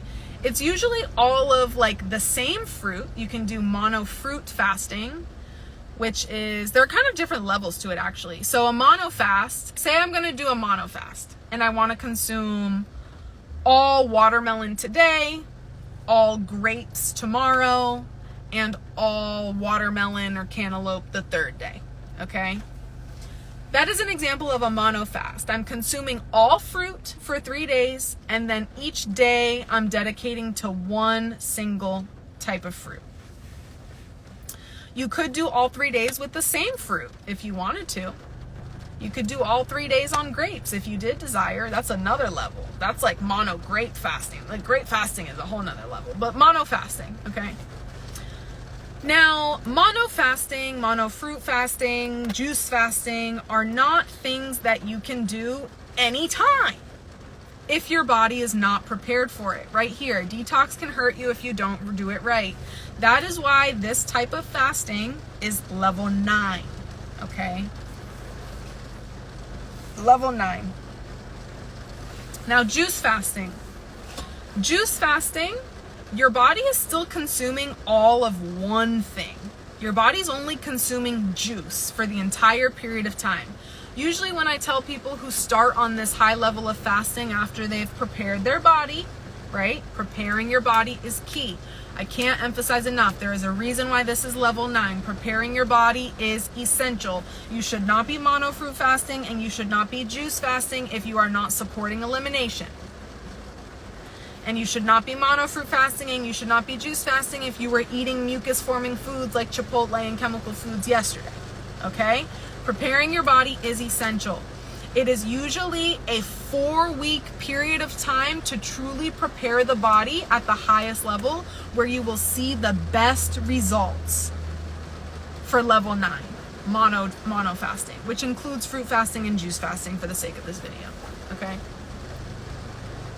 Now, because juice fasting, your body is consuming all one thing, just juice, you can juice whatever you want. Juice vegetables, juice greens, juice fruits. Juice them all together. Have green juices, vegetable juices, fruit juices. Actually, I would primarily focus on green juices and veggie juices as well, right? Any sort of fruit fasting and juice fasting is very, very helpful for alkalizing the body. That restores your body away from that acidic state. It's very supportive to flushing out the lymph, flushing out the kidneys, flushing out the bowels. It takes all pressure off the digestive system completely because you're literally digesting nothing. Fruit takes 10 minutes to break down and digest. It's immediately absorbable, and juice is immediately absorbable, okay? So you have nourishment, right? You're gonna be nourished with your green juices, with your veggie juices. I would make sure that if you desire to do any sort of juice fast or fruit fast, you are consuming minerals alongside this. Minerals are in the form of your green milk, your spirulina, and your wheatgrass blended in water. That's not going to interrupt any sort of mono fast. It's not going to interrupt any sort of fruit fast because you're just consuming the powdered greens in liquid, okay? Immediately absorbable by the body. You're not interrupting any fast, and you're not burdening the body, okay? You're not preventing any benefits from the fast by consuming things that are high in minerals. You should be consuming your herbal teas, high in minerals, the strengthening minerals, and you should be consuming your minerals like spirulina and wheatgrass. Would consuming a fruit smoothie be okay to do for a mono fast? Yeah, of course. Yeah. I think that, like, yeah, it's fine. It's fine. I'm not going to get really nitty gritty with what the definition of certain things are, but yes, we love a smoothie. Okay. That's mono fruit fasting. You need to make sure your elimination is supported and you're taking minerals. Those are the two things to know. Level 10, water fasting. Level 10 is water fasting. What is green milk? Oh my goodness. If you guys have never heard me talk about green milk is the most mineralizing beverage you could put in your body to restore depletion and support yourself during any sort of fasting or during any sort of detoxing. It keeps the body strong. It keeps the body strengthened. Green milk is a blend of spirulina and wheatgrass mixed in water. I have so much content about it on my page. Okay, let me continue. Level 10 is water fasting. Water fasting is one of the highest levels of detox. From where? We have a company called Purium. I only recommend spirulina and wheatgrass by them because they have their wheatgrass is grown in rejuvenated, revitalized, mineral dense, replenished soil. You are getting the full mineral content instead of depleted wheatgrass from like Whole Foods and stuff, okay? Purium also dehydrates their spirulina and wheatgrass at less than 112 degrees Fahrenheit, anywhere between 80 to 112 degrees. Dehydrating it that low for a long period of time allows the living components to stay in the food. The company is called Purium, P-U-R-I-U-M, Purium. You can go to the website ishop.purium.com. Type in spirulina. You want the organic spirulina powder, and you can type in Kamut, K-A-M-U-T. That is the heirloom Egyptian wheatgrass. It is called Kamut. Type those two things and then use Detox Tori as your code. That gives you $50 off an order of $75. So if you're going to order your spirulina and your wheatgrass, a $75 order can come down to $25 with my gift card code Detox Tori. Okay? If you guys are not on that train, I highly recommend. Highly recommend.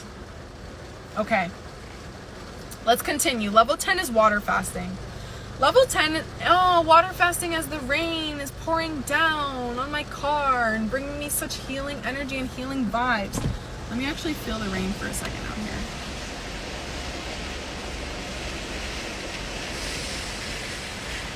Oh my goodness. Yes, I needed the rain on my skin. Okay. Oh my God, I should put my water bottle out here. David, I ran out of water. Thank you. And rainwater is just distilled water. That was perfect. Okay, we're back.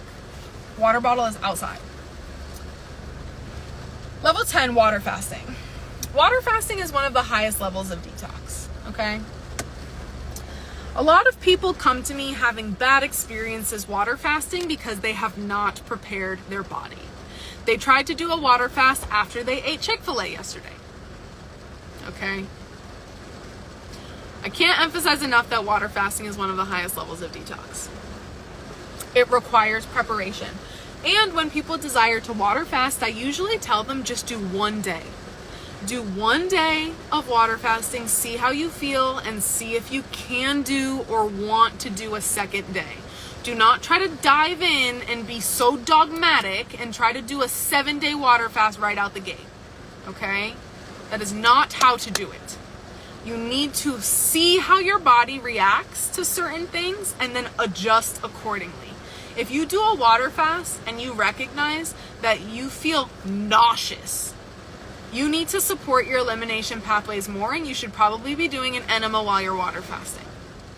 If you are water fasting and you notice you are extremely fatigued, you probably are not having your herbal tea, your herbal strengthening herbs as foundation, okay? And you probably didn't nourish your body up and bulk your body up enough off of high minerals before you dove into water fasting. Like before I water fast, I am consuming green milk every day. I am consuming energy soup every day. I am consuming my red raspberry leaf, alfalfa, oat straw, horsetail herbs every day. And having my herbs on the water fast as well. You beef your body up with a lot of minerals. You flood your body with a lot of minerals before you dive into a water fast because you don't want to deplete yourself down and you don't want your body to be fatigued. I love how that rainwater felt on my skin. Oh my goodness. You must be so powerful. Honestly, having all this knowledge definitely feels like I have a superpower. It definitely feels like that.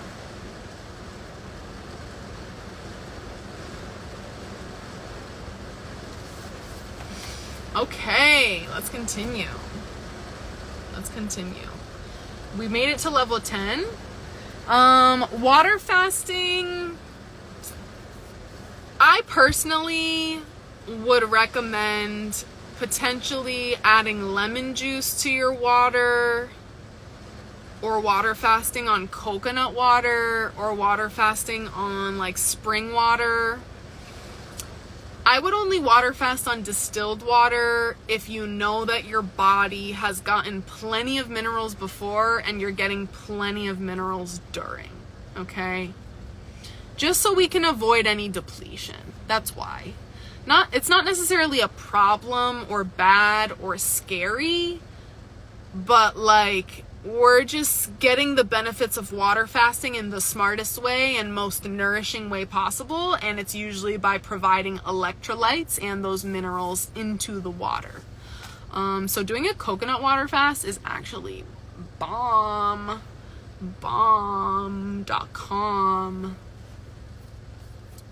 Okay. We've made it to level 11. And I did it in less than an hour.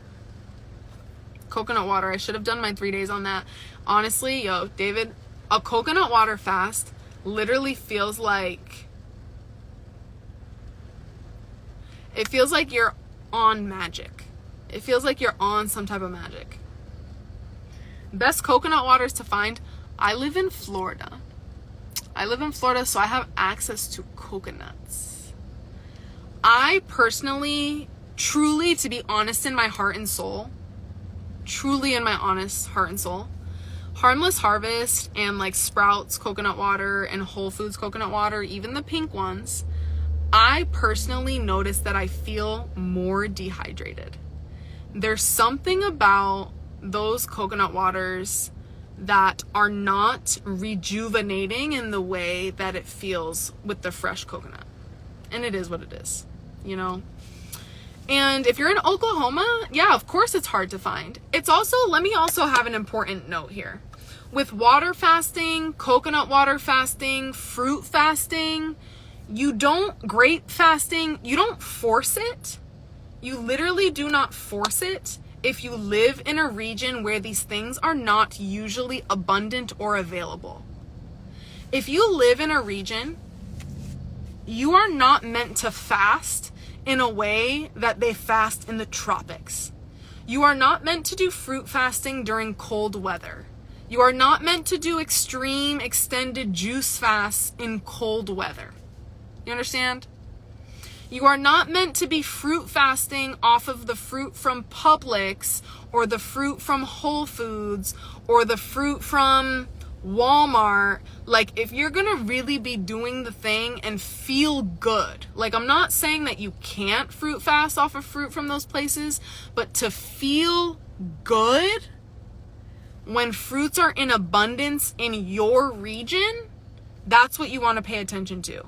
You want to pay attention to the seasons of fruit.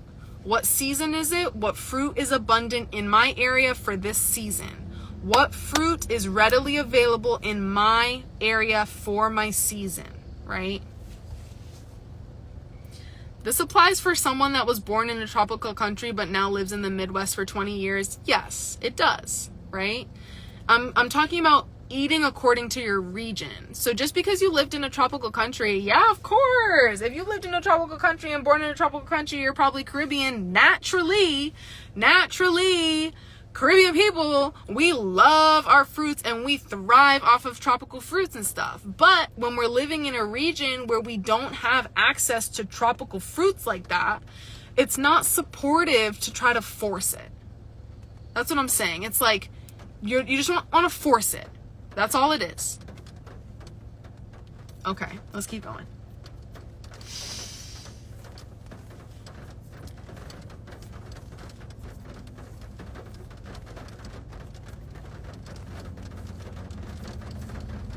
I needed a second for my brain to just regulate itself. We're almost done, Tori. We're almost done. We almost made it through. I absolutely love how many of you guys are here. Thank you so much for sticking with me.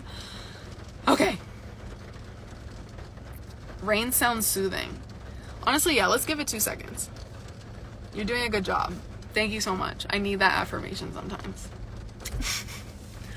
I need that affirmation sometimes because sometimes when I come off live, like, I absolutely love going live and I love talking and I just love teaching and I love all of that. I literally love all of this that I'm able to do. However, when I get off live after talking for like 2 hours, I'm like, yo, quiet. Quiet. Okay. Just want to say thank you. You really dropped some gems this evening, so thanks again. You are so welcome. I am literally trying to be... Do you feel drained afterwards? 100%. Look at my energy right now. Just my energy right now is like, for sure. Because it's like part of this is like performing. This live will be saved, everyone. Do not stress. This live will be saved. I need to like redirect my brain for 2 seconds before we come back to the big level 11. Boom, bop. I do need some hydration. Thank you so much.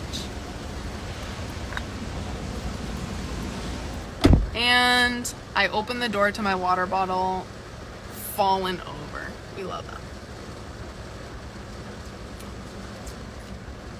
My water bottle was completely fallen over. I wish I had like a pebble that I could put in the bottom so it stays up, but I don't have that.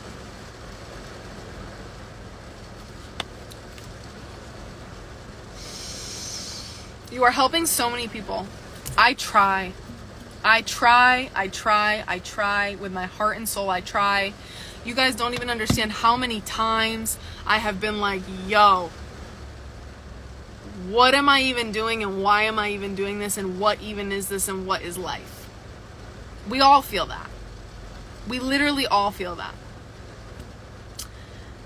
And there are a lot of times where I'm just been like, yeah, I really could go be a garden teacher again for an elementary school and just love and care for the children and just teach the children. I used to be a garden teacher for an elementary school for 2 years. 2 years. I worked at 3 different elementary schools as the garden teacher. They had gardens on their school property, and I taught them how to make herbs, and I taught them how to pick herbs, and I taught them how to grow plants, and I taught them everything. Right? And a lot of times I'm like, yo, I could just go back to that, but I can't ignore my purpose. I can't ignore my purpose. That's the thing. That's the thing. I get called back to this all the time because now sharing this information has become such a part of like it almost feels like a waste for me if I'm not doing this. It feels like a waste if I'm not doing this. It feels like I'm like lacking something, an area of my life that's a very important part of it if I'm not doing this. I've tried to not do it. It doesn't work. It doesn't work, and I'm always back. Anyways, let's get to level 11. I appreciate all your words, and I appreciate like the legit conversation we're having. Lots of your work will be unseen, but it doesn't mean it's not working. And it's okay. Like lots of the work will absolutely go unseen. Absolutely. Absolutely. Lots of the work will go unseen, and lots of the work will come across a lot of people's faces, and they just won't apply, and they won't hear it, and they won't take it, and they won't see it. Is this better? No, I don't want that. I don't need light as an added strain on my eyeballs, truly. Roll down the window and hold the bottle for the big number 11. Let me just replenish my face with some rainwater.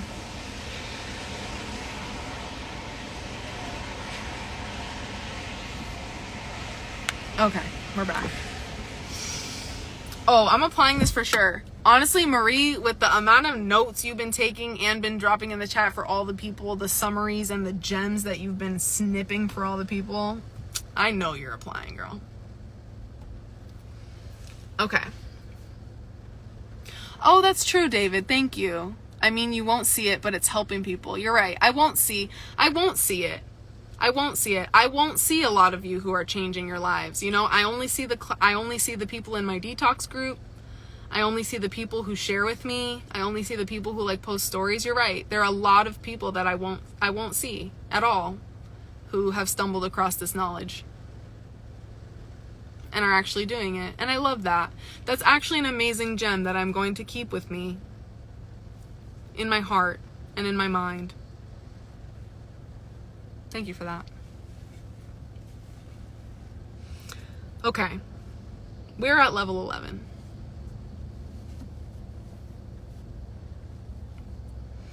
Level 11 is called system-specific cleansing. System-specific cleansing. You know, I kind of want better lighting for this. I think this might be the vibe. This might be the vibe. Okay. So system-specific cleansing is cleansing like bowel cleansing, liver cleansing, mucoid plaque cleansing. Okay, these are system-specific. You're specifically targeting a big flushing of the bowels. You're specifically targeting a big flushing of the plaque. You are specifically targeting a big flushing of the liver. These are really the main systems that I believe that you could cleanse in that way. The lymph and the kidneys end up getting cleansed in a big way with juice fasting and mono fasting. So I'm gonna say, unless something all of a sudden comes into my awareness, right? Unless something comes into my awareness, I'm gonna say liver cleansing, bowel cleansing, mucoid plaque cleansing. Okay. Oh my gosh, where do we begin? Let's start on the easiest one, bowel cleansing. There's an entire book by Bernard Jensen. It's called Tissue Cleansing and Bowel Management. I have given away this book for free as an ebook to a lot of people recently. You guys got to pay attention on my stories when I give away stuff for free. Okay, that just is what it is. I think if you DM me, if you message me the word PrEP, P-R-E-P, no, that's not it. That's not it. Well, if you message me the word PrEP, then you do get an entire free preparation protocol for how to prepare your body for higher level detox. You do get that.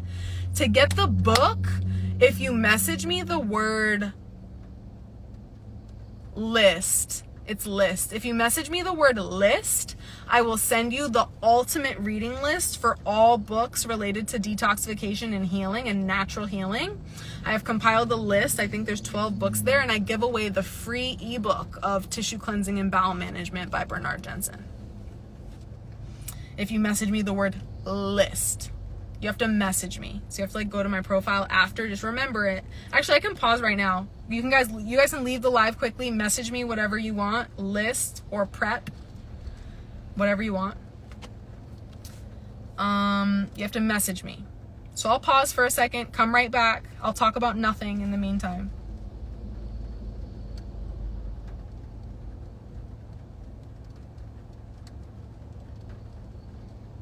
Thank you for your generosity. I try my best. Okay. So bowel cleansing. There are a lot of herbs that are supportive to cleansing the bowels. Alchemy roots, I mentioned them earlier. They have the Parasite cleanse that I use. They also have a bowel cleansing, intestinal cleansing formula that I also enjoy, okay? The intestinal blend. I like that formula a lot. It helps people who are constipated. Let me see.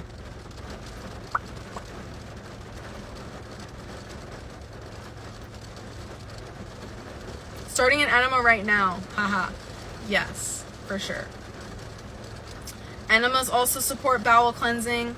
Castor oil packs also support bowel cleansing. There are specific herbal formulas and things that you can do that target the bowels. There are cleanses using psyllium husk that target the bowels. There are cleanses like the Alchemy Roots intestinal cleanse right there that target the bowels. This includes things like senna leaf is very cleansing to the bowels. Cascara sagrada, very cleansing to the bowels. Very cleansing to the bowels, actually. You also want to make sure the bowels are soothed at the same time. So that intestinal cleanse also has slippery elm, is very soothing to the bowels. And marshmallow is very soothing to the bowels at the same time, where you're using more powerful cleansing herbs. So there are certain formulas and herbs that are like much more bowel cleansing specific, okay? Someone may go through a period of using Biomedic by Purium. That's a type of bowel cleansing where you're able to strip the gut of pesticides, specifically glyphosate. I would put that in that type of category, the system-specific cleansing. We want to cleanse pesticides that are caught.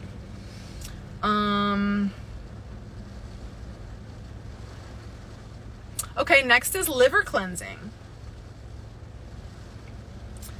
Liver cleansing, there is a specific liver cleansing protocol that I use with all my clients, and it helps to cleanse liver stones and gallbladder stones that are trapped in the bile ducts of the liver.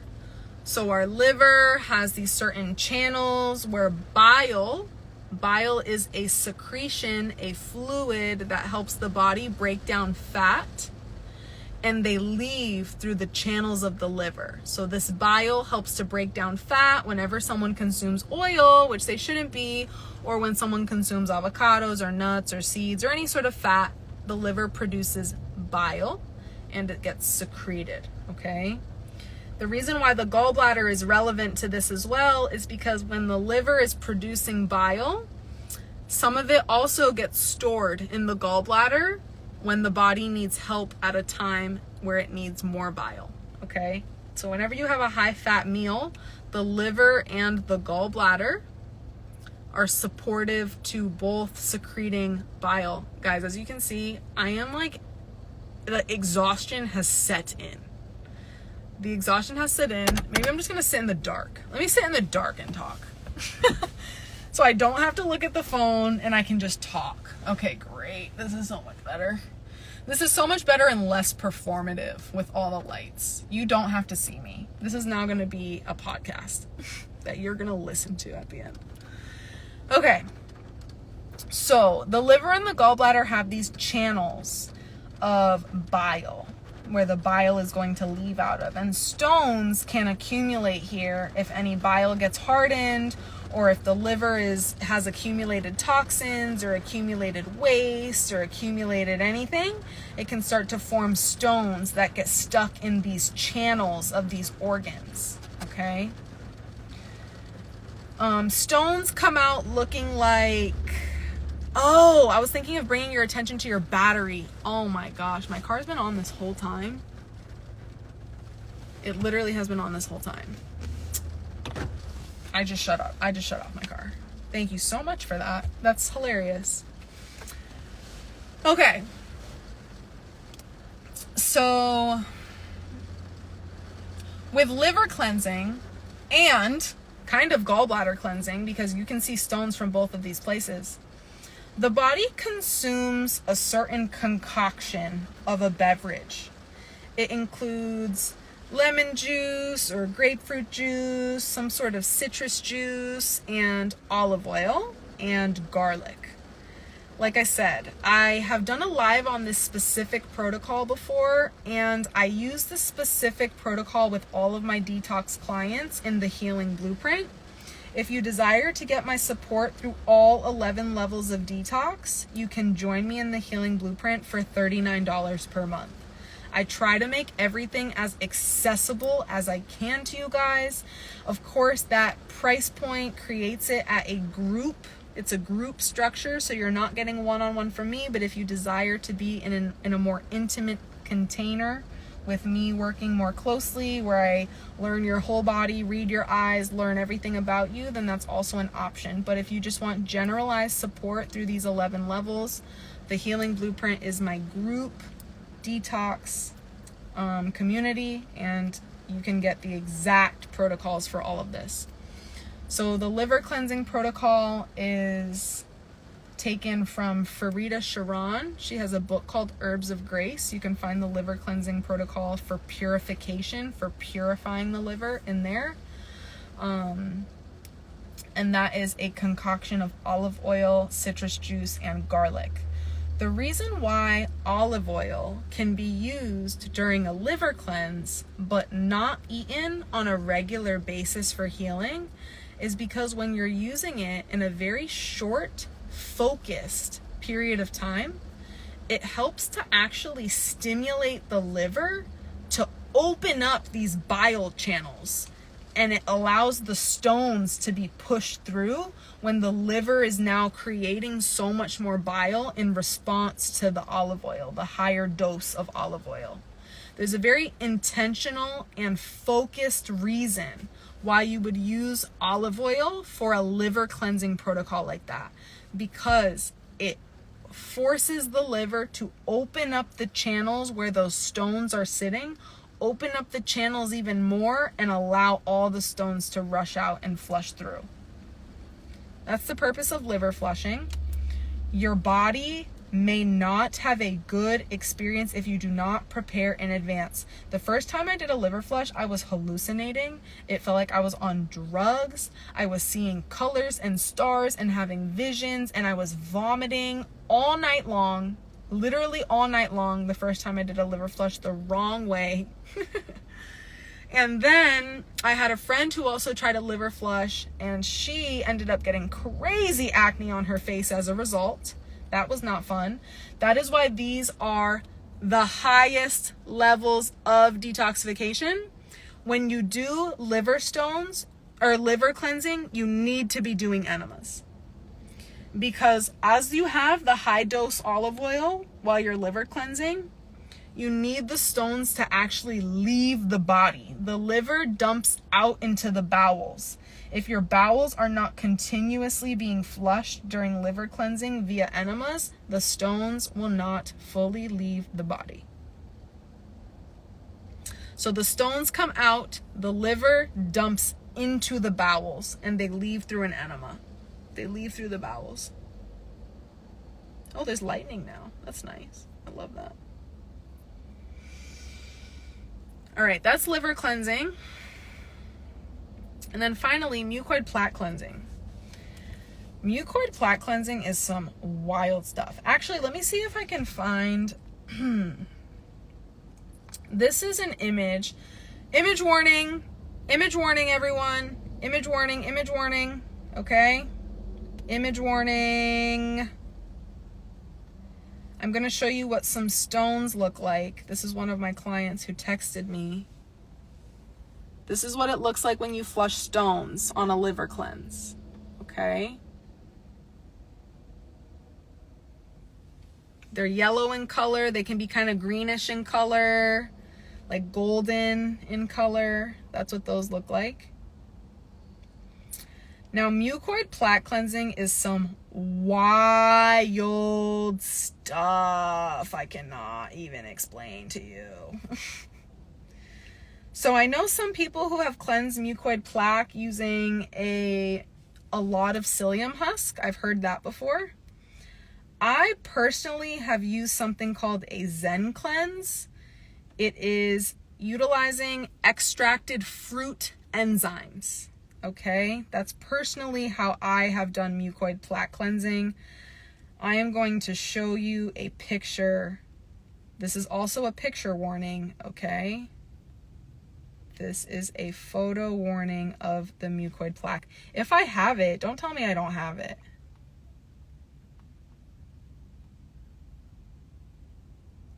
Oh yeah, I have it. Of course I have it. Okay, warning, warning, warning, warning, warning. Also, I am a fucking freak and I pick my mucoid plaque up with a fork. So don't come at me some type of way. This is mucoid plaque. This came out of my intestines after 3 years of detox. This still came out of my body after 3 years of detoxification. This is why mucoid plaque cleansing is a high level of detox and is done very specifically. Okay? That is literally the shape of my intestines. Isn't that crazy? Isn't that literally wild? That whole chain came out. Insane. Now, mucoid plaque cleansing, personally, I only do that with people if they request that I guide them through it. I have only mucoid plaque cleansed like that one time, and it came out like that. I started absorbing so well after that. I literally started absorbing so well. My body started to plump up. Like, honestly, let me see if I can, I don't know if I have pictures. I don't know if I have pictures from what, like my weight before that and then my weight after that. Like, I was just absorbing after that left my body. And it's good. Now, yeah, like I said, I personally will guide people through mucoid plaque cleansing if they request me to guide them through that and they desire to do that. There are a lot of levels to the healing journey. We just talked about 11 levels of detox. There are so many things to focus on, but bringing something like that, like a system-specific cleanse, is amazing for you to have into your awareness. And then you, whenever you feel called to do it, you come to me. You know what I'm saying? You come to me for guidance, or whenever you feel called to do it, you experiment with it. But there's a reason why that's level 11. There's a reason why the system specific cleanses are level 11, because a lot of preparation should come before that. Okay. We made it. How's everybody feeling?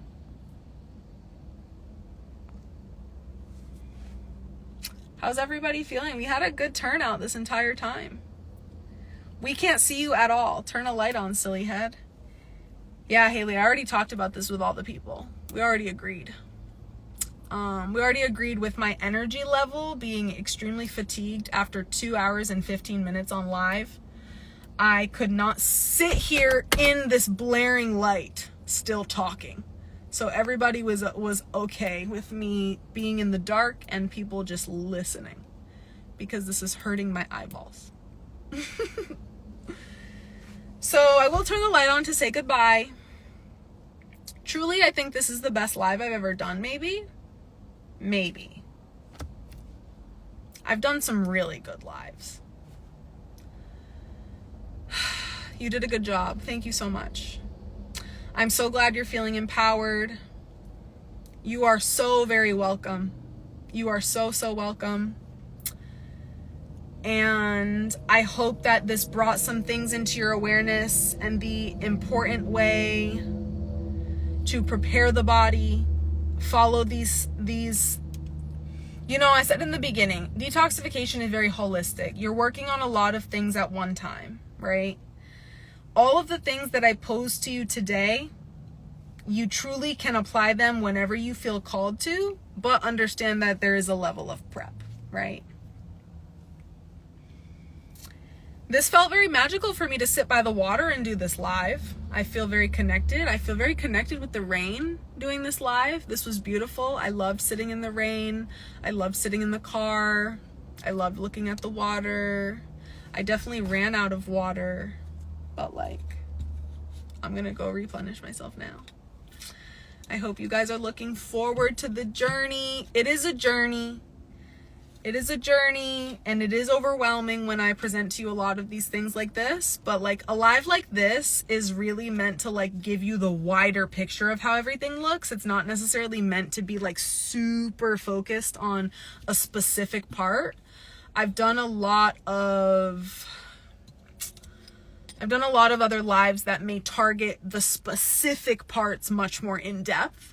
So feel free to go visit some other lives. If you ever desire my support in a group setting, I have the healing blueprint. If you ever desire my support more closely with me learning everything I can about your body and just walking you through the process of how your body relates to all these different levels or different facets of detox, what to use when, what tools to use in what way, I am more than willing and more than happy to support people's journey who feel ready and who feel called to and are desiring that sort of, you know, level up relationship. It means the world to me to have you guys share this information with friends, with family.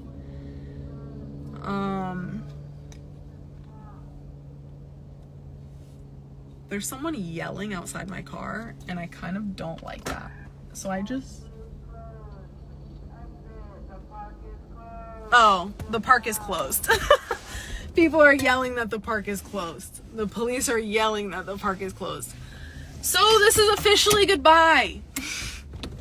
This is officially goodbye. Have an amazing day, an amazing night, and I will catch you guys on the next one.